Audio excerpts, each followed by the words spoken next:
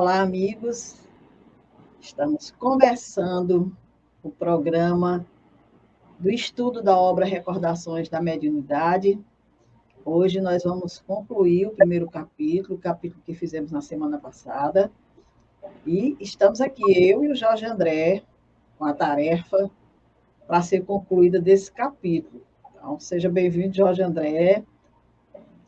Já pode dar suas considerações iniciais e depois fazer a prece, para a gente começar o estudo. Que tal? Excelente, Dora.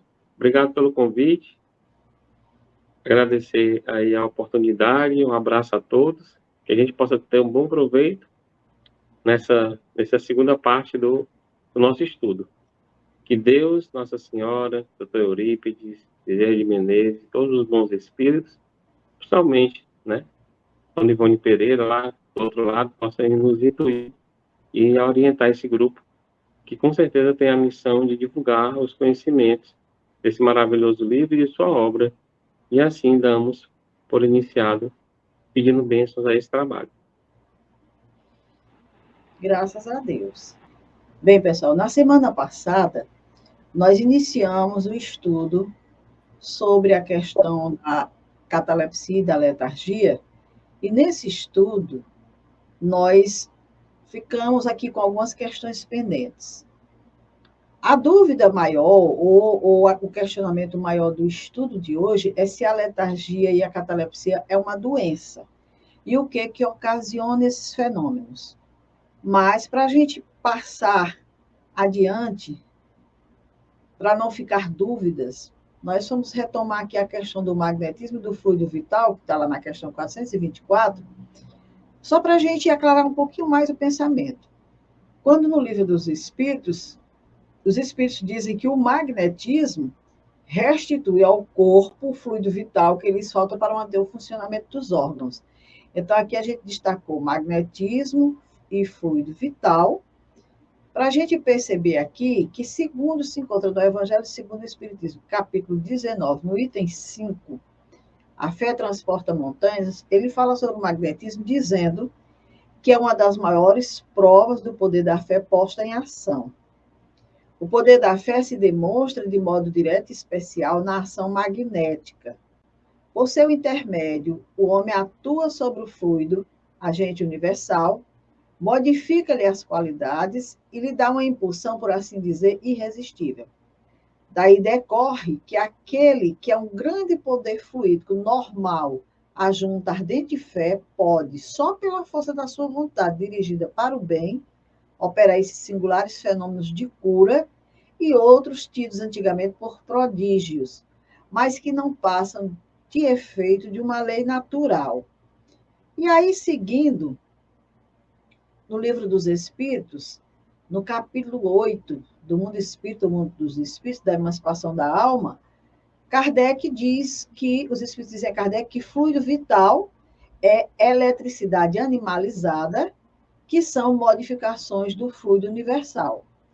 E que o fluido vital se transmite de um indivíduo a outro. Aquele que tiver maior porção pode dá-lo a um que o tenha de menos, e, em certos casos, prolongar a vida prestes a extinguir-se. Que diz respeito àquela questão que nós tratamos, aonde os espíritos falam justamente disso. E Dr. Bezerra de Menezes recomendou, no estudo passado, que o tratamento magnético através de passes aplicados por médios idôneos seria essa força capaz de trazer à vida alguém que estivesse quase que morto. E ainda Kardec dizendo na Gênesis, no capítulo 14, o pensamento do encarnado, da pessoa que vai magnetizar, atua sobre os fluidos espirituais como o dos desencarnados e se transmite de espírito a espírito pelas mesmas vias e, conforme seja bom ou mal, saneia ou vicia os fluidos ambientes. Então, aqui eu vou fazer uma pausa para o Jorge André comentar esses slides, se ele quiser, para depois a gente continuar.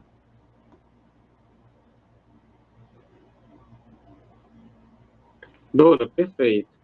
Assim, o que é importante, eu acho muito interessante a gente comentar, porque nada dessas coisas são por acaso, né? Fiquei pensando aqui, hoje, nós tivemos um trabalho a ser feito lá no Bezerra de Menezes, e olha só que interessante, a correlação desse tema, né, letargia, catalepsia, e eu sempre, até disse lá, eu chamo a doutora Ivone Pereira, porque eu acho que ela é realmente uma pessoa muito capacitada, com medianato muito avançado, né? Embora a dona Ivone Pereira seja um nome muito carinhoso. Mas, assim, a gente tem que partir primeiro, quando a gente fala de magnetismo, tem duas coisas interessantes para a gente trocar ideias com a equipe, né, com a turma. Primeiro parte de Allan Kardec. Ele fala que pensamento, baseado nas palavras também do Chico agora, nos trabalhos do Chico no Brasil, né? Claro, pós-Kardec, primeiro foi o trabalho de Kardec lá na codificação.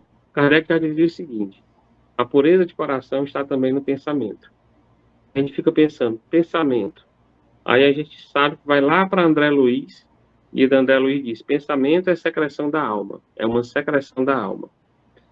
E todo pensamento mal resulta na imperfeição da nossa própria alma.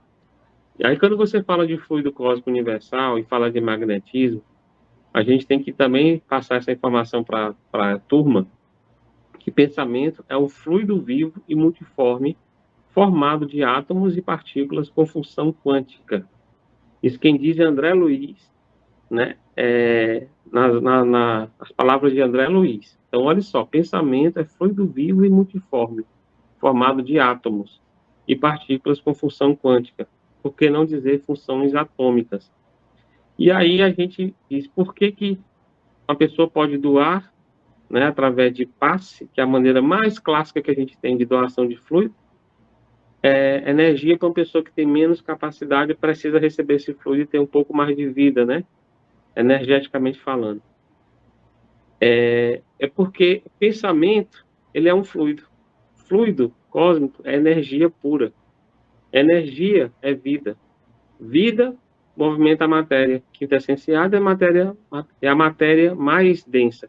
Que a doutora Marlene Nobre, né, no livro chamado Alma da Matéria, ela fala que todo esse corpo que nós estamos visualizando aqui é luz condensada. Então, nada melhor do que alimentar a luz com um bom pensamento. E a ciência já nos prova isso. Mas isso também só é possível através do sentimento. E a gente tem que abordar uma coisa que é interessante nesse curso. A gente está lendo, né, Ivone Pereira, mas existe primeiro para que o homem se depure e se torne mais inteligente, a partir daí use a inteligência no bem, ele tem que fazer uma distinção entre pensamento e sentimento. E o que é mais importante? O sentimento, porque o sentimento é prioritário, pois ele dá forma ao pensamento. Isso é uma palavra, isso é um texto de doutora Ivone, aliás, de doutora Marlene Nobre. E uma coisa que eu queria complementar é que, por que a gente ajuda quem tem um bom pensamento, um bom sentimento, nessa doação do fluido? A gente pode ganhar até vários slides com essa resposta. É porque, através de um bom pensamento, a gente combate os vícios que a gente gera através dos pensamentos que a gente nunca conseguiu tratar, né? E ela diz aqui, as moléstias conhecidas no mundo e outras que ainda escapam ao diagnóstico humano, por muito tempo persistirão nas esferas torturadas da alma, conduzindo ao reajuste. Isso são palavras de Clarence, que está no livro lá Entre o Céu e a Terra. Então, mais uma vez, e agora fechando a sua pergunta, que você pode quiser até, se você achar que é extensiva a outros slides lá na frente, por que isso funciona? Porque a gente, nessa questão da doação fluídica, Kardec diz lá, que primeiro, por que a gente precisa fazer a doação fluídica? Porque ela altera os tecidos orgânicos, porque ela troca as moléculas malsãs pelas moléculas sãs, e porque os maus fluidos, dos maus pensamentos e dos maus sentimentos, elas são geradores de doenças e fatores desagregadores, né? Então, a gente precisa ver que a medicina hoje só resolve parcialmente o problema da gente porque ela não conhece a questão da doença psíquica e espiritual. E olha como a gente já está com isso desde Allan Kardec, e a ciência, segundo a doutora Marlene Nobre, fazendo a comparação com o livro da doutora Ivone Pereira, ainda hoje estamos engatinhando com a questão do fluido cósmico, doação de fluido, tratamento do pensamento, melhora do sentimento da gente. Então, isso vale a pena ser dito. Jorge André, por isso que o doutor Bezerra recomenda o tratamento magnético através de passes aplicado por médios idôneos. Eu estava lembrando de algo que eu li na Revista Espírita, de uma criatura que estava com um processo obsessivo muito grave, estava realmente debilitada, precisando de ajuda, e ela estava sendo magnetizada por um magnetizador aí qualquer. E todas as vezes que ele fazia a magnetização, ela piorava. Ela ficava em pior estado. Aí Kardec vem e com a moralização do ser que ele trazia, com os conhecimentos do magnetismo, ele direcionava aquelas energias e a moça se curou. Então, por isso que o doutor Bezerra disse, precisa ser médiuns idôneos. E o magnetismo aqui está expresso através do passe. Então, vamos aqui adiante, falando um pouco sobre essa questão da catalepsia e da letargia ainda, porque ainda faz parte do capítulo. O doutor Bezerra diz que é um patrimônio psíquico da criatura e que nem sempre a sua ação comprova inferioridade do seu possuidor. Não é porque a pessoa é um espírito imperfeito, não é porque é inferior, que ele possui essa faculdade que pode levá-la à catalepsia ou à letargia. E ele diz que não quer dizer que seja inferioridade do seu possuidor, porque uma vez adestrada, ambas poderão prestar excelentes serviços à causa do bem. E nós vamos ver ao longo do estudo que a dona Ivone trazia em si essa faculdade, e uma vez adestrado, o trabalho que ela realizou foi belíssimo ao longo da sua mediunidade.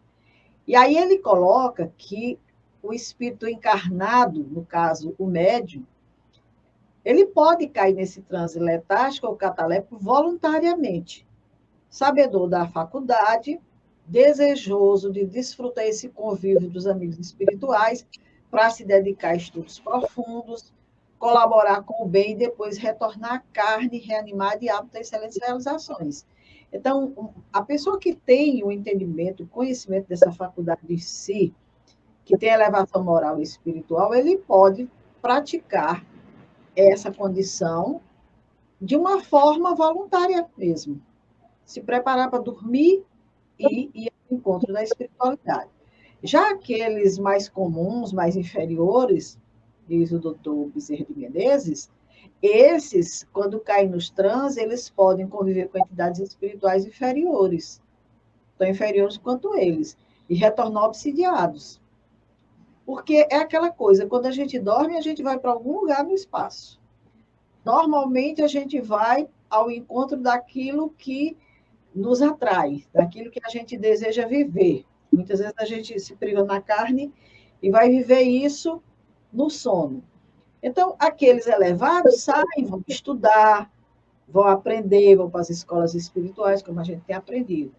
Aqueles mais inferiores vão para as zonas inferiores, em contato aí com entidades inferiores, e cada um volta com o que absorveu de lá do ambiente. Então, ele coloca, dizendo aqui, que esses transes são comuns à noite, durante o processo do repouso do sono. Muitas vezes a pessoa não tem nem consciência que tem essa faculdade. Mas, como foi dito lá pelo médico no início do vídeo, quando a gente chega à noite e o nosso corpo se desconecta naturalmente, a gente faz esse processo letárgico naturalmente, e aí a gente não tem comando sobre o corpo, porque o espírito está livre, está buscando vivenciar as experiências do sono. Então, é justamente nesse momento que acontecem esses transes. Mas ele chama a atenção. Um distúrbio vibratório agudo poderá ocasionar um estado patológico, um transe cataléptico.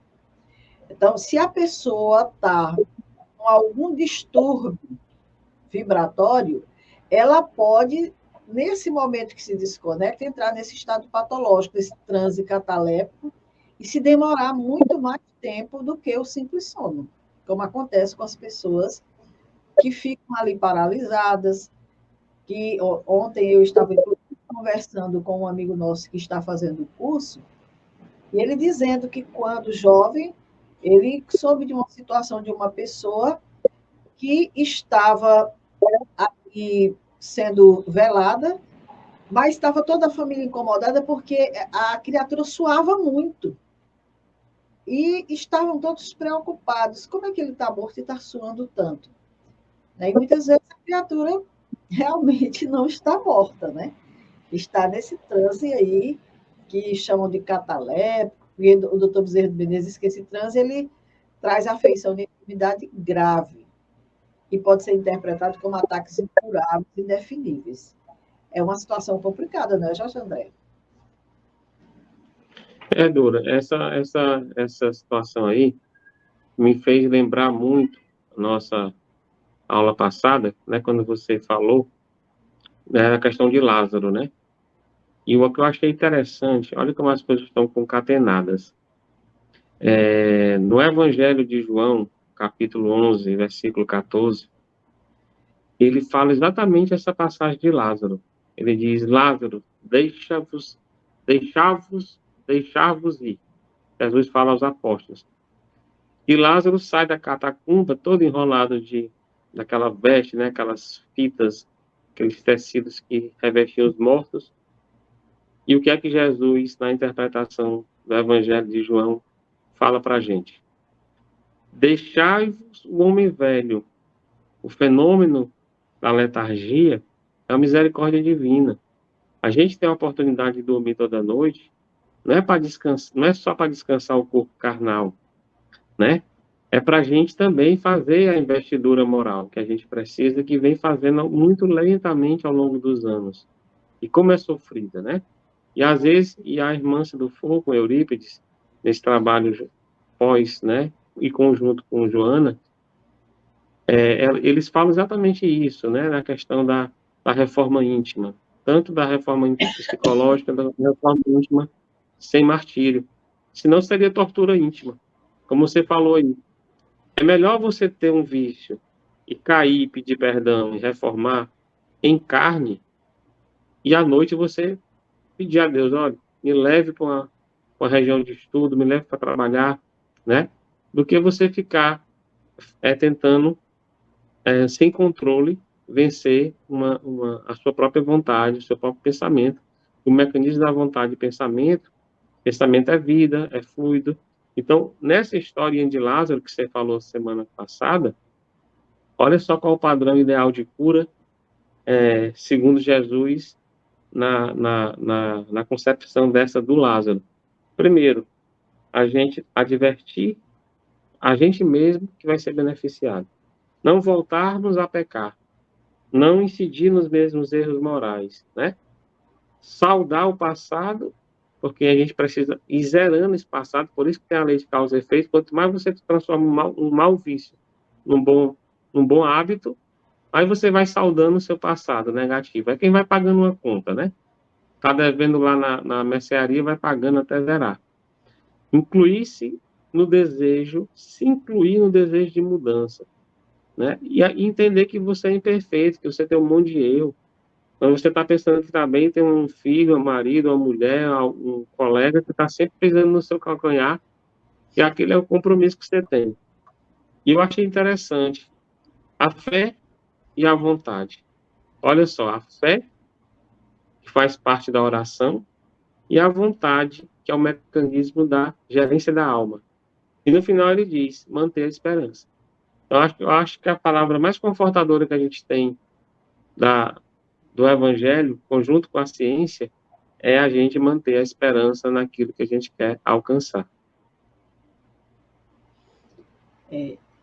Eu estou desenvolvendo um hábito de, antes de dormir, conversar com o meu guia espiritual e pedir que ele cuide de mim quando eu adormecer, porque posso não lembrar muito bem, ao sair do corpo, quais são as disposições de hoje.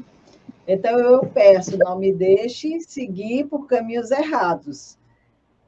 Me aguarde aí e já me encaminhe para uma escola, para o estudo, para o aprendizado, para a melhoria, para a transformação, porque a gente não se conhece, a gente não sabe as tendências do nosso espírito e, às vezes, a gente acorda até assustado com alguns sonhos de experiências que viveu no mundo espiritual, que a gente se escandaliza delas, mas a gente viveu, então a gente foi em busca, né? Então, esse trabalho que ele fala desse processo que ocorre durante o sono, É justamente isso. Tem muitos espíritos que saem e vão trabalhar. A Ivone Pereira, ela narra, em algum momento que nós vamos estudar, que teve um momento em que ela saía do corpo e se demorava muito.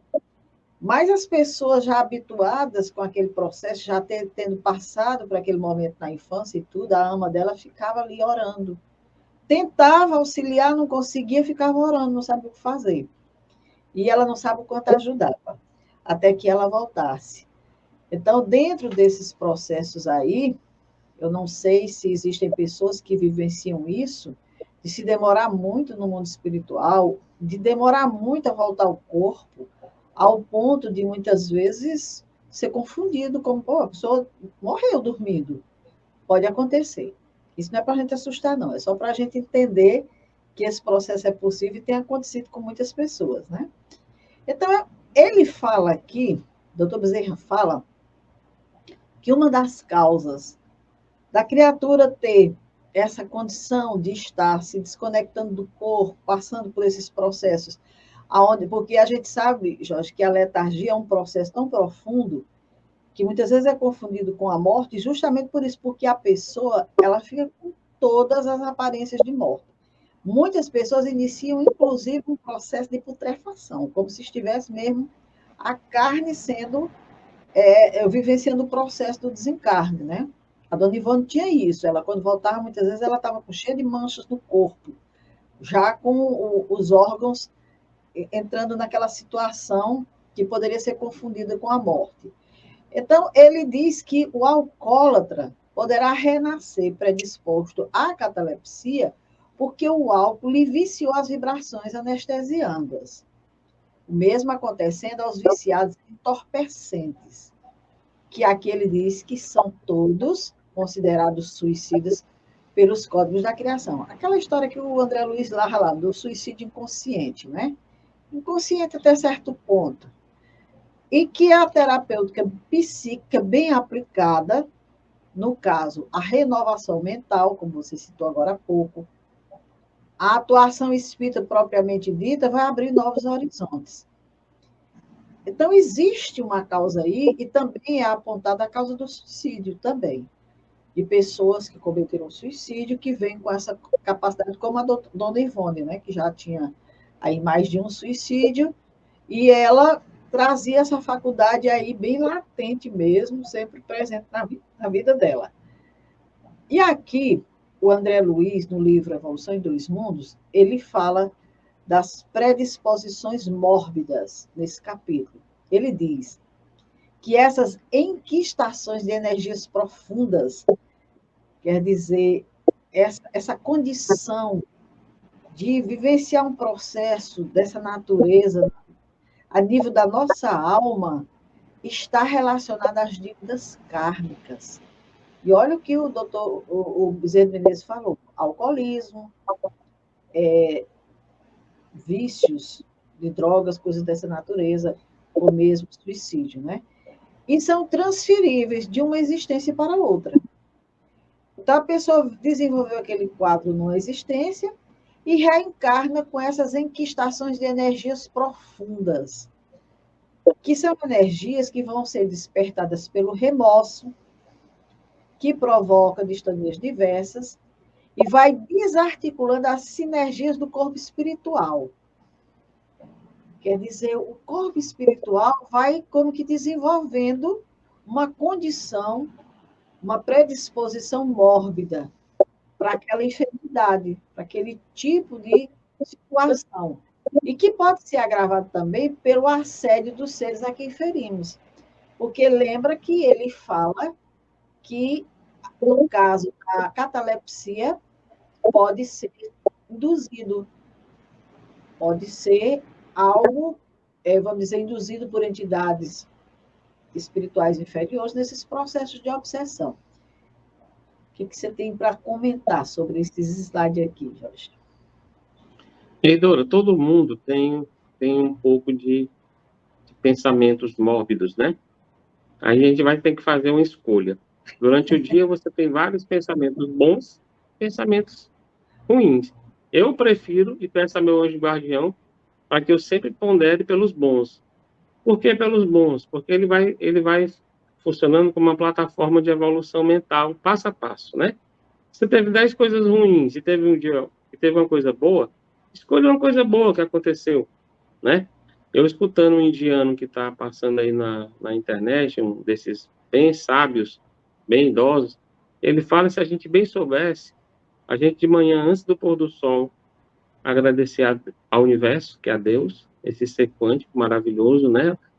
Esse grande fluido que está aí envolvendo todas as galáxias, olhava para o céu, junta as mãos e agradece. Meio-dia, olha para cima, olha para o sol, agradece. E à noite, olha para a lua, também junta as mãos e agradece. Esse simples ato de a gente agradecer, ter passado um dia, né? E as coisas ruins vão servir para a gente fazer uma diagnose, né? Como a gente deve melhorar. E aquelas pessoas que podem estar assistindo a nossa turma que vai estar, né? Aí já participando do nosso estudo, né? E vendo essa nossa conversa, já discutindo direitinho, o que é que acontece? Você pode pensar assim, esses pensamentos mórbidos não acontecem com esses grandes espíritos. Acontece. Na agenda da reforma íntima da editora M, ela fala aqui na página 240, que Vivaldo, quando ele era jovem, perdeu o emprego, ele teve uma ideia suicida de subir para o lado do prédio lá. Ninguém fala disso, né? Porque acho que não interessa. Outro foi a Anete Guimarães, que também declarou, quando ela tinha 11 anos, ela teve ideação suicida, mas passou. E o mais jovem é o psicólogo Rossandro Klinger, nascido em Campina Grande, também doido para morar só e ter independência financeira e não conseguia, passou também a ter uma ideação suicida. Então, assim, a gente tem que começar a educar os nossos jovens, né, e a educar as pessoas.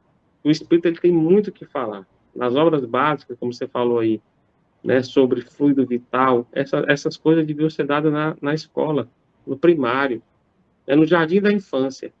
Essas crianças já deviam receber educação moral, evangelho no lar, né? Porque elas iam criando robustez mental, né?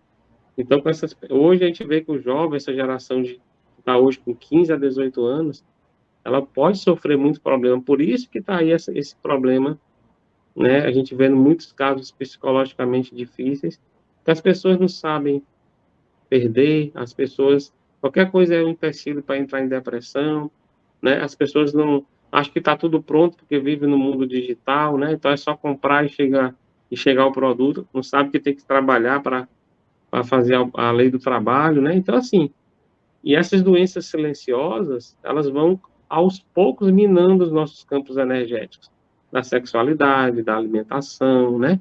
É como a gente vai ver lá na frente dos livros, né, dos fenômenos de Ivone Pereira, quando ela fala, em vários livros dela, como a gente tem mediunidade, todos nós temos a faculdade da mediunidade, fraca, média ou alta, e somos regidos pelas 4 forças universais, né?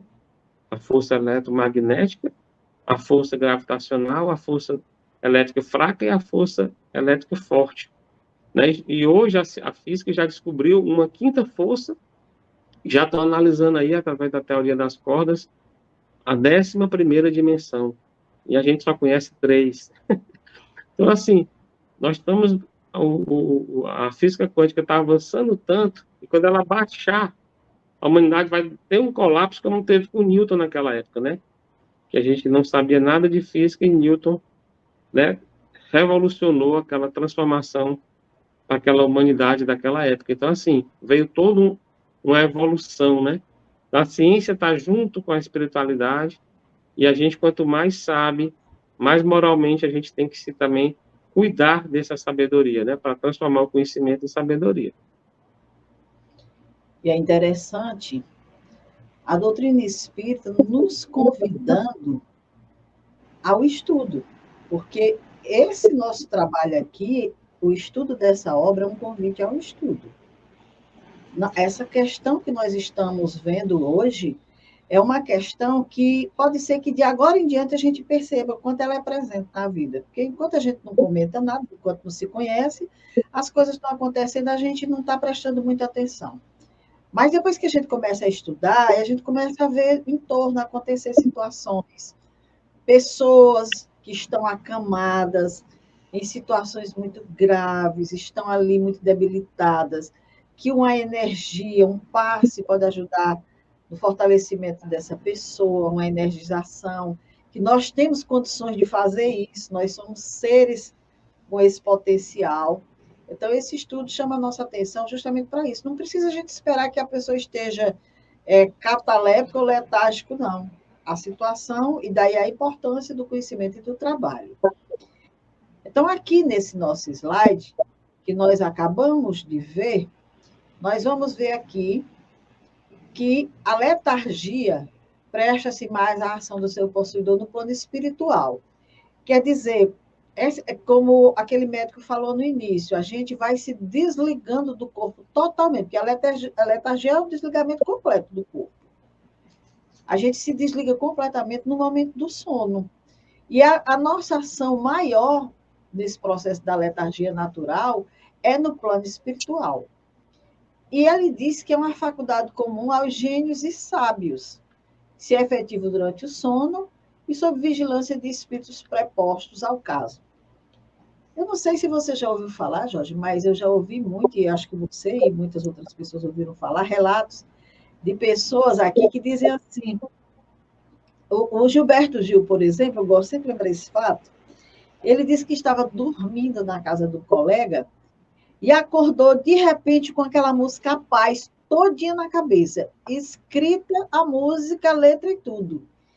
E ele disse que imediatamente pediu para o amigo, pega o violão, e o outro, o que foi? Pega o violão antes que eu esqueça. E aí ele tocou a música e cantou. Já vinha pronta. Então, é algo que ele, lá no mundo espiritual, recebeu preparadinho aquela música, aquela intuição. E quantos sábios, quantos gênios que não tem, que não bebe nessa fonte, né? Que dorme, visita lugares, participa de estudos, e aí, quando desperta, vem com uma ideia, com um conhecimento, com uma informação que não era daquela época, traz. Eles estão sob vigilância de espíritos superiores, que escolhem essas criaturas para que elas tenham acesso às informações e sejam aqueles que vão repassar para nós essas informações. Agora, ele alerta que a provocação desses fenômenos de sair do corpo, de ficar muito tempo fora do corpo, a criatura pode se programar para isso, mas isso é muito perigoso. Muito perigoso, porque é uma ação magnética, anestesia das forças vibratórias, até o estado agudo, e anulando, por assim dizer, os fluidos vitais. Então, vamos nos conformar com o nosso momento de sono, que a gente tenha uma boa noite de sono, que a gente faça um bom trabalho no mundo espiritual, mas não vamos provocar esse tipo de fenômeno, nos predispor a fazer isso, se eu sei que eu tenho essa capacidade para estar sempre realizando esse tipo de situação, porque começa a anestesiar as forças vibratórias até um estado agudo. E vamos anulando os nossos fluidos vitais, vamos gastando as nossas forças, né? E aí ele diz, o fenômeno espontâneo, de forma como que obsessiva, a cura será inteiramente moral e psíquica. Então, se a pessoa está sempre entrando nesse processo, sempre, ela pode estar num processo obsessivo dela mesma, ou provocado por outras entidades, e a cura não tem outra coisa, é inteiramente moral e psíquica. Com você, Jorge André, agora. Edora, na Gênesis, capítulo 14, né, que fala da nossa saúde integral, o Kardec ele fala um pouco sobre a obsessão, né? E a gente acaba falando, e como o tema maior é a mediunidade, né? E porque Dona Ivone Pereira é uma grande médium, um medionato maravilhoso, e ela nos promove todos esses itens que nós estamos debatendo e conversando. Nós temos nós temos um caminho único maravilhoso, né? Que é a questão da gente cuidar das nossas alterações, que eles chamam de alterações dos tecidos orgânicos. Então, assim, na nossa mais íntima matéria, que fez a formação dos nossos corpos, aqueles bilhões de células que estão formando esse meu corpo, formando o seu, formando o corpo de todos a nossa turma, né, de estudo aqui, são células milenares que nos seguem através do amor e da intimidade cromossômica. Pra você ter ideia, o complexo de Golgi, todos aqueles detalhes, né, das unidades celulares, eles têm algumas unidades celulares na parte da micromatéria, que os ribossomos, os cromossomos, eles transferem-se do estado quintessenciado para o estado materializado. Isso é, a mais íntima parte da matéria de uma célula, ela não é destrutível. A ciência ainda não tem essa etimologia, mas vai estar em breve sendo deflagrado isso, essas novas criaturas que estão vindo com o terceiro milênio. Então, as pessoas vão começar, através também, como a física já está mostrando a teoria das cordas, né? Que aí vai ficar mais claro para as pessoas verem esse processo de transição. E como Jesus nunca foi agressivo, né, no conhecimento, sempre foi com muito amor. Ele trouxe aqui para a gente, há 2.200 anos, esse amor dele quântico. Ele dizia, e ele celebrou com a gente essa transmutação de um planeta cheio de vícios e defeitos. E ele trouxe a energia quântica do amor divino dele. Então é por isso que ele diz que eu sou a verdade, o caminho e a vida. Nada vai se transformar se não for por Jesus. E a gente tem que começar a ver. E a ciência está vindo agora, e não é de agora, mais de 20, 30 anos, agora com a teoria das supercordas, o que é que essa teoria diz? Que vai esclarecendo melhor a formação dos corpos físicos, dos corpos sutis, né, dos corpos intergalácticos, do fluido cósmico universal, da energia quintessenciada, dessa energia etérea, da quinta força, das várias dimensões, e chega para a gente, já nos idos agora de 5, 10 anos atrás, que ele fala que a constituição das famílias das partículas dos corpos mais íntimos. Então, assim, uma partícula que está lá no fluido cósmico universal, ela também está na nossa célula. Então, é por isso que a gente não morre quanticamente. Por isso que quando a gente perde o corpo físico, né, seja através de uma comparação com a letargia, e começa a decompor-se, ali você se exteriorizaria e já estaria com a formação do perispírito, com o rompimento aqui do tronco robóide, né, que é o último que se desagrega da gente, e a gente estaria já no plano quintessenciado. Mas aquelas células que formaram o nosso corpo, elas continuam, elas estão nas duas dimensões. É por isso que a gente já automaticamente morreu, o corpo já está apresentado pelo espírito da forma que a gente é. Entendeu? E aí, só para arrematar, na década de 70, né, o que é que aconteceu? O cientista Peter Higgs, né, e sua equipe, conseguiram juntar a eletricidade, o magnetismo, a luz e alguns tipos de radioatividade. O que é que isso quer dizer? Eles conseguiram descobrir o que foi chamado pela ciência na década de 70, olha só, né? A chamada partícula de Deus, né? Chamado bóson de Higgs. Então, assim, nessa descoberta, a ciência ela já começa a ver que quando começa o resfriamento do universo, esse resfriamento abaixo da temperatura, naquele campo lá, pode gerar massa em qualquer tipo de matéria. É a doutora Marlene, consoante esse trabalho da Ivone Pereira, né? O que é que ela diz? Nós somos luz condensada. Então, assim, já a humanidade vai começar a perceber que o perispírito não é nada de assustador, que não é uma invenção dos espíritas e que a vida continua porque existe mais do que a terceira dimensão. Já tem a quarta, a quinta, a sexta, a sétima, já estão descobrindo a 11ª dimensão.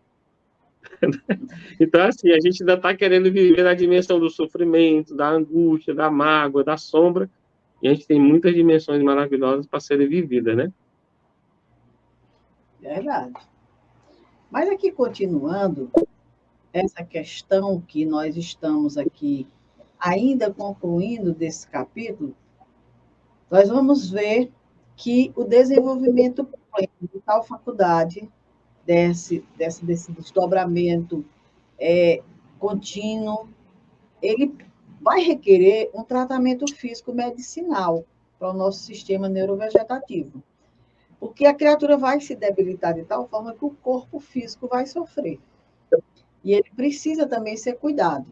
Então, ele diz que esse tratamento vai fortalecer o sistema nervoso, com a aplicação de tônicos reconstituintes, e também será de importância valiosa, visto que a escassez de fluidos vital poderá incentivar o acontecimento, emprestando-lhe feição de enfermidade.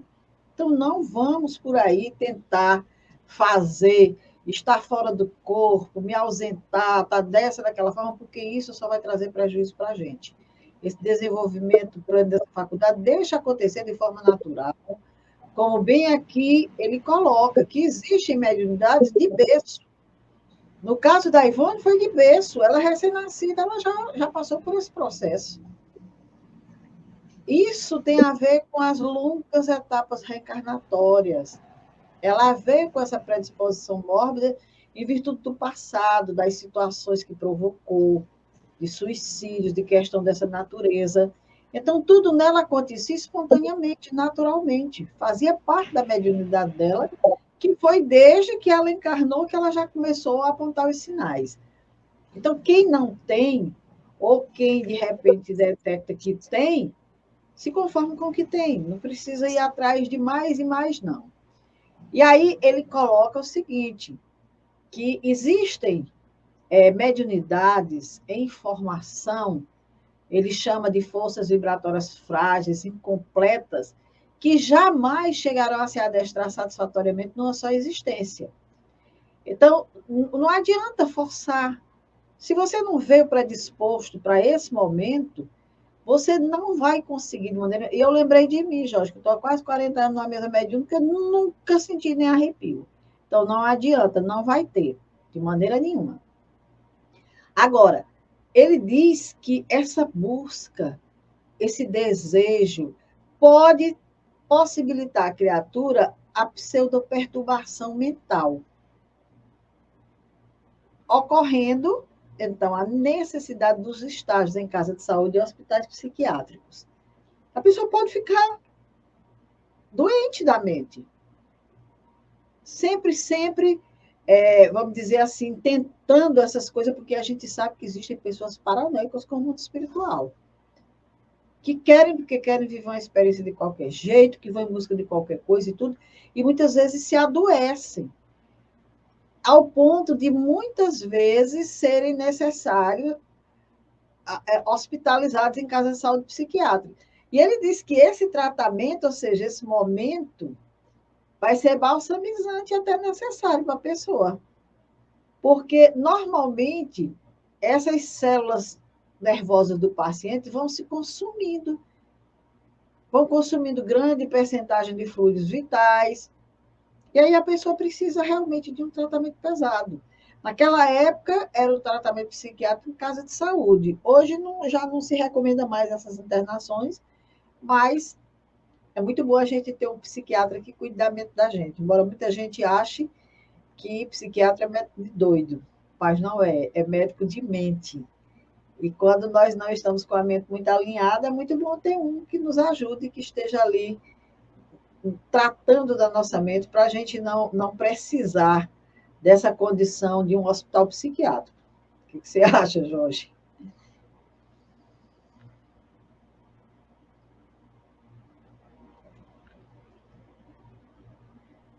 Eu estava tentando achar aqui, na internet, porque lá embaixo eu estou aqui na parte do meu escritório, aí eu deixei lá embaixo um livro de Humberto de Campos que fala exatamente disso. Aqui acho que é Contos e Crônicas de Humberto de Campos, né, Irmão X, Tem psicografado por cartas e Chico Xavier. crônicas, tem contos e apólogos. Tem alguns, os livros de Humberto de Campos são fantásticos, né? Assim, uma linguagem que é assim, você já sabe que é Humberto de Campos, sem nem ter conhecido ele nessa vida. É assim, É um traço, assim, inconfundível dos livros mesmo, assim. Uhum. Então, assim, ele fala de um médico que tinha exatamente essa vontade. O cara, todos os dias, ele estava até prejudicando a família dele, e ele que se concentrava, ia para a mesa mediúnica, ficava se desdobrando, muito esforço, passou anos, 15 anos tentando. Aí, quando ele, um belo dia, ele teve uma exteriorização. Faltou morrer, gastou um monte de energia, um monte de fluido vital dele. Eu estava magro, era todo dia, toda hora, em oração para se desdobrar. Aí, no final, que ele teve aquela sensação, depois de não sei quantos anos tentando, dia, tarde e noite, não tinha mais hora para nada, até o trabalho dele estava se acabando, família se acabando, trabalho se acabando, todo cliente se acabando. Aí, quando ele teve o desdobramento, ele encontrou com o guia dele, aí o guia dele explicou, ele disse, mas eu pensei que eu fosse assim para o plano espiritual. Ele disse, meu amigo, dê graças a Deus, né? Você não ter ido, porque talvez você não tivesse a oportunidade de voltar. Então, assim, a lição é, a gente às vezes resolve ali um trabalho espiritual com coisas simples aqui mesmo, com os vizinhos, com a família, né? Com o centro espírita, comprometimento. Aquela historinha do Dr. Luiz Gonzaga Pinheiro, que ele fala, né, da ética da mediunidade. Todos os dias faça seu trabalho. Não falte a reunião mediúnica. Não deixe de, quando sair da reunião de desobsessão, não comente o que você falou, né? Se você não puder ir, doe seu tempo para um outro trabalho na casa espírita, mas vá fazendo sua reforminha íntima, vá cuidando da sua energia mediúnica, vá cuidando do seu fluido vital. E não foi só esse tarefeiro espírita que foi puxado a orelha, não. Às vezes nós que somos médios, né, trabalhadores, achamos que somos responsáveis por grandes tarefas, que somos insubstituíveis, e começamos a ouvir qualquer zombeteiro que chega, que são até aqueles espíritos que a gente obsedia com os nossos vícios. Aí começa a dar problema psicológico, né? Naquele livro Psicologia Iluminada do Chico, com vários médicos da AME Brasil, e eu acompanhei Joana de Anjos, ele fala exatamente isso, né? Que, por exemplo, os nossos exageros, né? O leite derramado, que a gente é perdendo o nosso fluido, né? Por vícios, por gozos, a gente vai se esvaindo de energia vital e vai adoecendo. Então, assim, não é só no trabalho material que a gente exagera e pode ter uma doença, não. No trabalho espiritual, quando a gente exagera, a gente desequilibra a mente, porque é uma área, né? O sexto chakra e o sétimo chakra está ligado à pineal, à epífise, é muito sensível, né? É nessa glândula que ela decodifica o nosso pensamento. Então, se a gente começa a desequilibrar o pensamento, a gente tem que estar toda hora pedindo ajuda a Deus para que a gente não tenha problemas mentais graves. E nós somos suscetíveis. Por isso que a gente recebeu a mediunidade.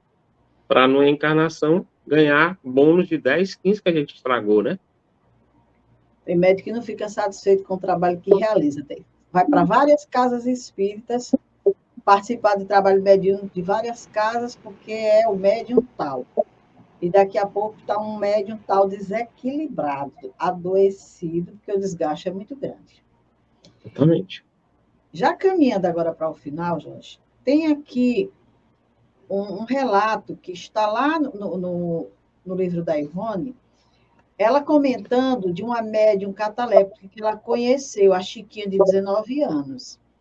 E ela diz que a faculdade dessa jovem apresentou-se em feição de enfermidade, com longos ataques que desafiaram o tratamento médico para a cura.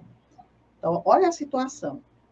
Faculdade cataléptica, que lhe permitia até mesmo o fenômeno da incorporação de entidades sofredoras e ignorantes a fim de serem esclarecidas.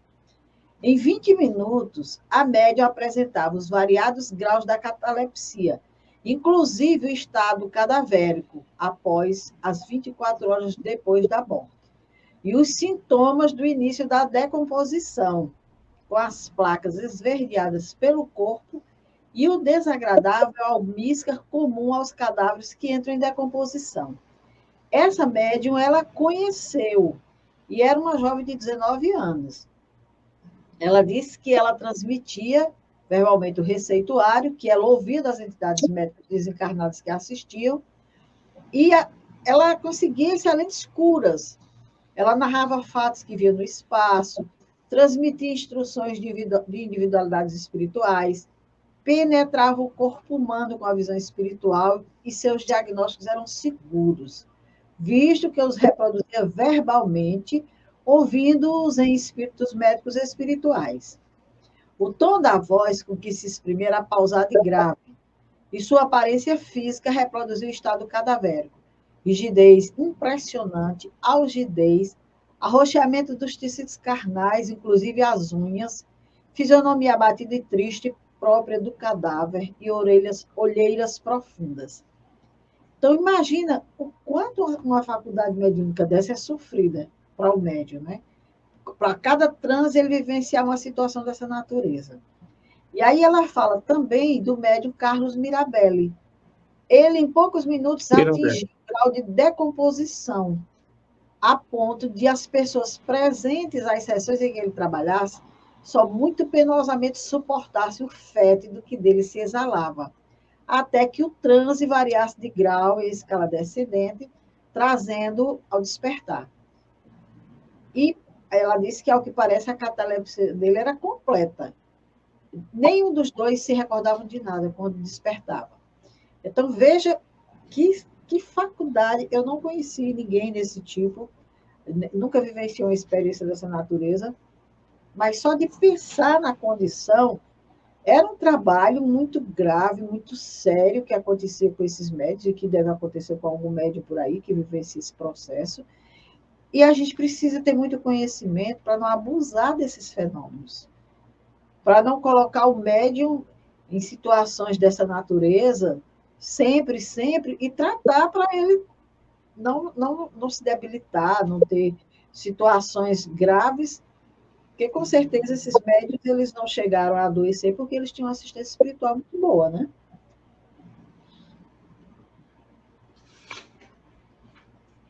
Com certeza, viu, Dora? É assim, a nossa humanidade, né, hoje, né, falando aqui do ano de 2023, né, início, né, do milênio, que vai até o ano 3000, nós somos os verdadeiros pré-históricos espirituais, né? Nós estamos vivenciando aí, nós estamos vivenciando aquela, vamos botar aqui, só comparando com o século passado, nós estamos vivenciando aquela época de 1923, né? O pós-guerra, né? Aí a humanidade tentando superar a época das guerras. Olha como a gente está muito atrasado, né? Matando os próprios irmãos, né? Em busca de uma loucura que não tem fim, porque a gente não encontra a paz interior, o amor a gente mesmo. Se a gente não se ama, a gente não pode amar o próximo, né? Se a gente não ama o próximo, a confusão está grande. E é realmente, se a gente não conhece o Espiritismo, tem que divulgar essas relíquias de conhecimento ao mundo todo, como canais como esse, cursos como esse. É, é falar, é desenvolver, é formar palestrante, é formar turma, é formar oradores, é formar estudantes, porque a humanidade está caótica de conhecimentos psicológicos básicos. Né? Imagina que eu presenciei um fato assim, muito grave, muito forte. Eu não posso falar nomes aqui no nosso estudo, porque atinge a questão ética, a questão moral e familiar. Mas eu acho que eu vivenciei um caso parecido, né, de uma família onde uma das pessoas, que eu não vou nem falar o sexo, para não abalar psicologicamente essa família, mas aconteceu uma morte. E agora a gente falando de letargia e catalepsia, eu tenho quase certeza que aconteceu um fenômeno desse. E anos agora depois, eu fazendo a correlação, talvez essa pessoa nem tivesse morrido corporalmente, né? Então, assim, pelos todos os sintomas que a gente percebeu no momento, né? E é uma média desequilibrada, médico que não tinha conhecimento, família não era espírita. Então, quantos e quantos casos não acontecem, né, com crianças, adolescentes, adultos e idosos que não perceberam sua mediunidade. Agora a gente tem, Dora, como você está aí na parte final, né, do nosso estudo, tem duas coisas que são, assim, acalentadoras, né? É uma de Alexis Carrel, que é médico, onde ele fala que a oração é a forma de energia mais poderosa que o homem já pôde ter na Terra e é capaz de gerar uma força maior do que a gravidade e mudar as leis da natureza. Então, assim, por isso que quando a gente reza, né, genuflexo, né, de joelhos no chão, pedindo a Deus com amor, a gente consegue moratória, consegue mudar até o prazo. Deus nos concede através do amor e da nossa fé e da nossa oração, que é um mecanismo de fé, de fluido, né, consegue gerar, né, vida para uma situação que não tem mais vida. Essas pessoas, a gente falando de letargia, são pessoas que usaram drogas, pessoas que usaram elementos químicos pesados, ficaram em estados de letargia, aqueles mortos-vivos, né? Que dispensaram a sua vida naquele passado, lá atrás, e hoje estão respondendo por um trabalho inverso. Deus é tão bom, que ele diz assim, rapaz, tu estupou 5 crianças, 10 crianças, 20 crianças e matou, pois pronto, tu vai casar numa vida lá na frente que tu vai ter mais consciência, já saneou a loucura. Tua mulher vai ter 5 partos de cada um quadrigêmeos. Tu vai ter 20 filhos, vai criar aquelas crianças lá que tu... Agora tu vai amar, tu vai beijar as criancinhas, que lá atrás tu malbaratou a questão sexual, né? E a gente só tem essa alternativa, é orar. É orar, pedir a Deus para nos dar amor no nosso coração, abrir nosso chakra cardíaco, né? E Dora, Aulo já dizia lá nos Domínios da Mediunidade. Ele dizia o seguinte: a oração é o prodigioso banho espiritual que, através da prece, o doador expulsa os seus próprios envoltórios de sombras que se acumularam nas lutas diárias e, quando sofre do plano espiritual, substâncias renovadoras da sua própria situação de bem-estar. Então, ele orienta através de Chico: perdão, amar o próximo e reforma íntima. E eu fiquei admirado da palavra reforma íntima. Eu digo, rapaz, uma coisa boa. É engraçado, Jorge, que falando dessa questão das viciações do passado, eu lembrei de algumas cenas que a gente está vendo aí na internet das criaturas com o uso de uma droga que está aí, que elas ficam catatônicas, ficam paralisadas, né? Essas criaturas, elas desenvolvem esses processos mórbidos, voltam para o mundo espiritual nessa situação e voltam para a carne para se recompor, e estão sempre, sempre com esse processo presente em suas vidas. E a gente precisa entender isso para compreender que Deus não é injusto, não existe injustiça, existem processos educativos, sim, e que muitas vezes é isso que está acontecendo ao ser. Meus amigos, nós estamos concluindo aqui a nossa aula. Vamos deixar aqui 2 perguntinhas, ou aliás, 3, que nós vamos colocar lá no nosso formulário de avaliação. Essas informações ajudaram na compreensão dos fatores que promovem a letargia e a catalepsia? Conhece alguém que traga em si a mediunidade do berço? Como ela se manifestou? De repente, você tem uma história belíssima para contar aí, né? E o que você entende por pseudoperturbação mental, em que ocorre a necessidade dos estágios em casas de saúde e hospitais psiquiátricos? Nós vamos colocar essas perguntas lá no formulário para vocês responderem o que vocês entenderam desse assunto e depois, naquele momentinho que a gente vai ter aí de conversar com o grupo, de girar dúvidas, de troca de experiência, de informação, a gente vai fomentar mais essas questões. Então, eu sou muito grata pela oportunidade, desejo a todos uma boa noite. Jorge André, boa noite, seja muito bem-vindo sempre. Nós estamos concluindo o primeiro capítulo, próximo estudo já será um outro capítulo, Faculdade Nativa, mas eu vou pedir que o Jorge faça suas considerações finais para a gente poder encerrar. É porque aqui o meu anjo da guarda, né, falou assim, rapaz, continua, agradece todo o trabalho que vier, porque tu tá aí só saudando o passado. Tu não, Eu nós, queria, todos. eu queria deixar uma frase do meu querido Chico Xavier, que ele, juntamente com a doutora Marlene Nobre, né, com esse trabalho agora de Ivone Pereira, que você está resgatando de uma forma brilhante, né?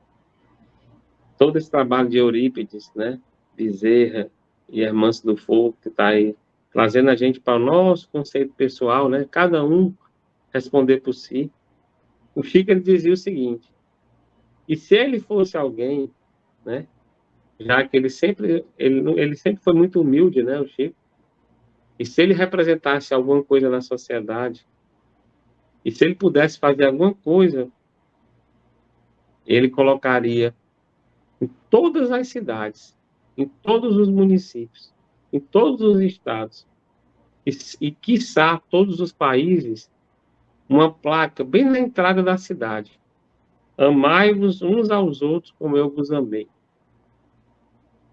Então, assim, uma frase, né, Dora? Para você ver a humildade do Chico, né? Porque se a gente não amar a gente mesmo e não amar o próximo, como diz Jesus, a gente não vai estar sincronizando com essa energia quântica universal, que é o fluido cósmico universal, que é o próprio Deus em nossas vidas. Estaremos vibrando em sintonia com as nossas células e a gente teria a saúde integral, né? A mediunidade plena. Mas, infelizmente, né, é como Eurípides, na conversinha com Jesus, que ele volitou, né? E chegou lá, viu Jesus chorando. Ele perguntou: Jesus, por que choras? Aí ele estava duro lá, parado, né, na narrativa dele. Jesus, por que choras? Por que tu choras? É pela... E para se certificar que Jesus estava escutando, ele falou assim: é pelaqueles que não creem em ti. Aí Jesus, de uma forma doce, né, e amável, disse assim: não, Eurípides, eu não posso chorar por quem não tem fé. São pobres, que a gente merece a nossa dedicação, né, o nosso esforço. Aqueles que são descrentes, que não têm fé. Eu estou chorando é pelos que conhecem o Evangelho e não fizeram nada para colocar em prática. Aí diz que nessa hora Eurípides desceu, né? De uma vez, acordou suado e daquele dia, até o último dia dele, foi trabalhando, né, em prol do próximo.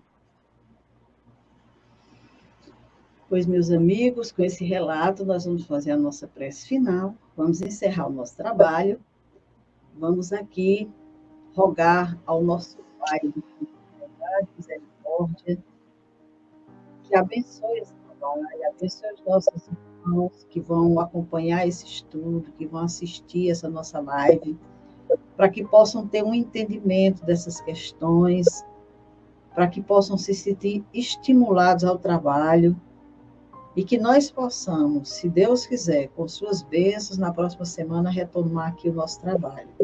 Então, muita paz a todos, muito obrigado e até a próxima segunda-feira, se Deus quiser. Uma boa semana para todos.